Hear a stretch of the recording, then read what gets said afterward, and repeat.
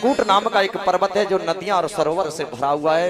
हरि अनंत हरि कथा अनंता, कहे सुने बहुविध सब संता। भगवान की कथाओं को सज्जनों 7 दिन में नहीं गाया जा सकता। किसी में गोता लगाया, किसी को स्पर्श किया, किसी में डुबकी लगाई, किसी को प्रणाम किया और 7 दिन में पार हो गई।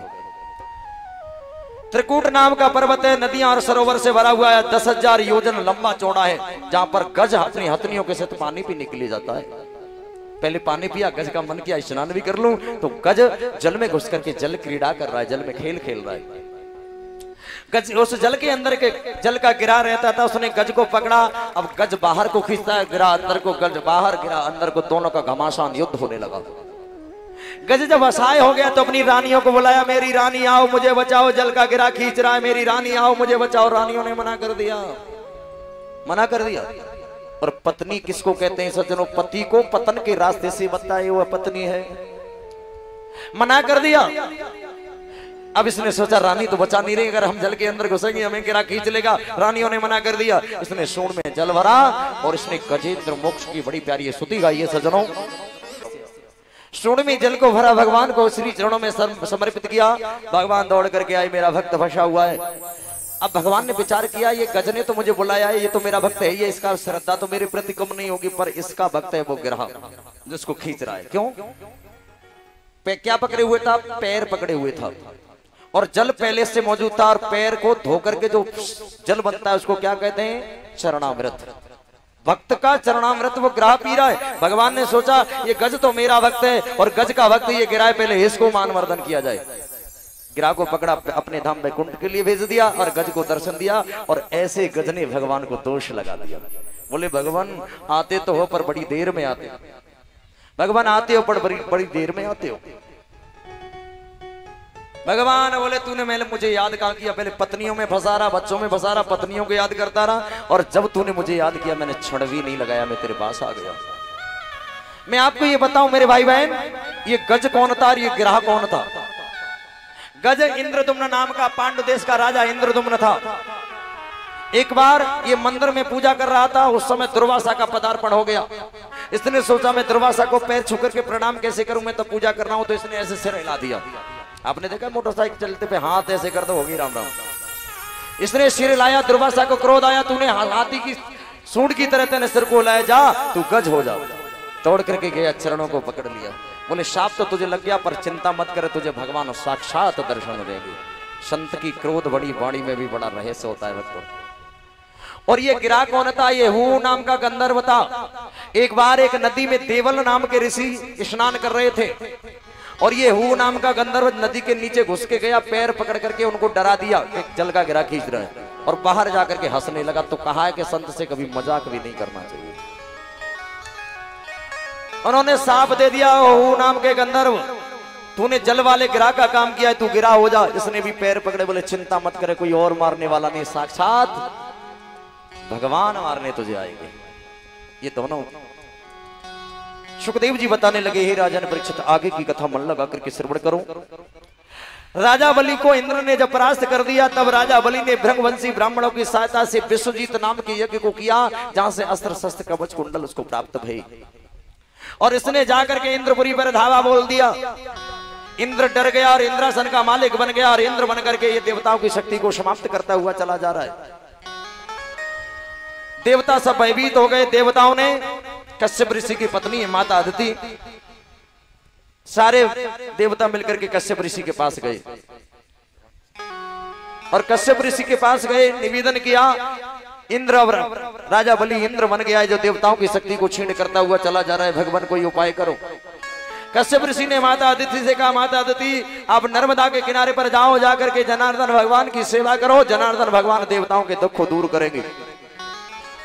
जाकर के जनार्दन भगवान की सेवा करी तो भगवान वामन अंगुल के प्रकट हो गए और भगवान प्रकट भये। इधर राजा बलि नर्मदा के किनारे पर बैठ करके दान लुटा रहा है और वामन भगवान राजा बलि की तरफ चल दिए कि हरि वामन का भेष बनाए, बलि राजा को चलने आए। हरि वामन का भेष बनाए, बलि राजा के द्वारे आए। हरि वामन का भेष बनाए बलि राजा को चलने आए। हरि वामन का भेष बनाए बलि राजा के द्वारे आए। इनके नन्हे नन्हे हाथ इनके नन्हे नन्हे पाँव, इनके नन्हे नन्हे हाथ इनके नन्हे नन्हे पाँव। मृग छाला बगल में दबाए बलि राजा को चलने आए।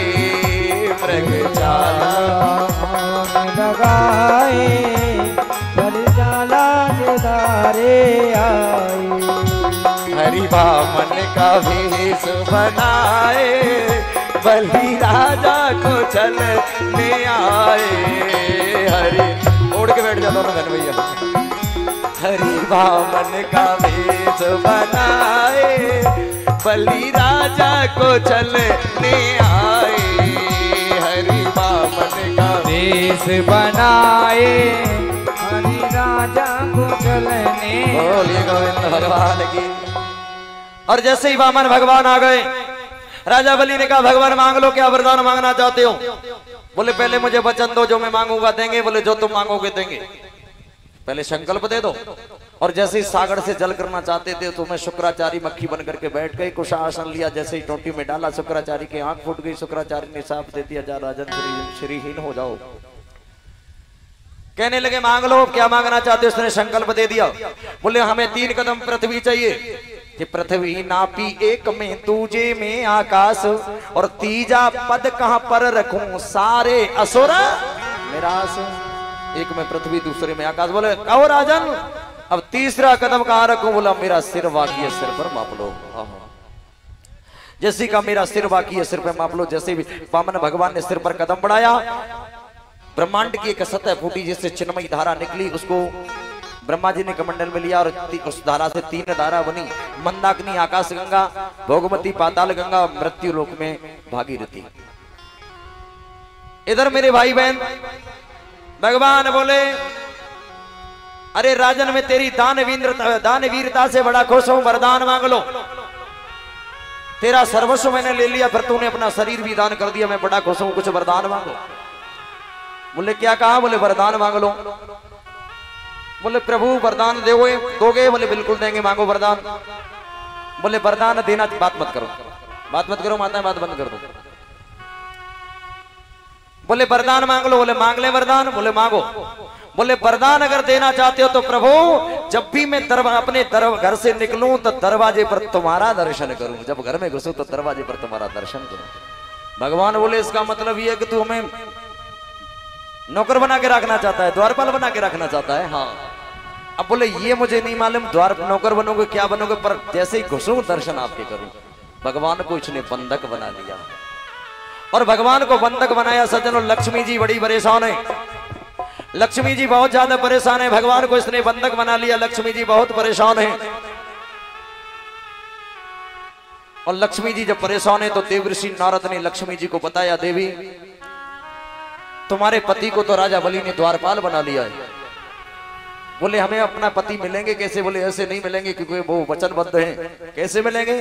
बोले राजा बलि की कोई बहन नहीं है और आप बहन बन करके चले जाओ। जब कहा लक्ष्मी जी से कहा बहन बन के चली जाओ। सुखदेव जी बताने लगे राजन परीक्षित हो, लक्ष्मी जी बहन बन करके गई, राजा बलि की मुलाकात हुई। रास्ते में ये बहन बन करके बैठ गई, राजा बलि को देखते ही रोने लगी। बोले कौन हो तुम? बोले भैया मेरे कोई भैया नहीं है, और ये रक्षाबंधन का पवित्र त्योहार आया है, मेरे कोई भैया नहीं है। मैं अपनी भैया की याद करके रोई हूं, भगवान ने मुझे भैया नहीं दिया। राजा बलि बोले बहन क्यों चिंता करती है, सब बलि की कोई बहना नहीं है, मेरे हाथ में रक्षाबंधन बांध दो। आहा। और वो लक्ष्मी जी वक्त बताने लगी।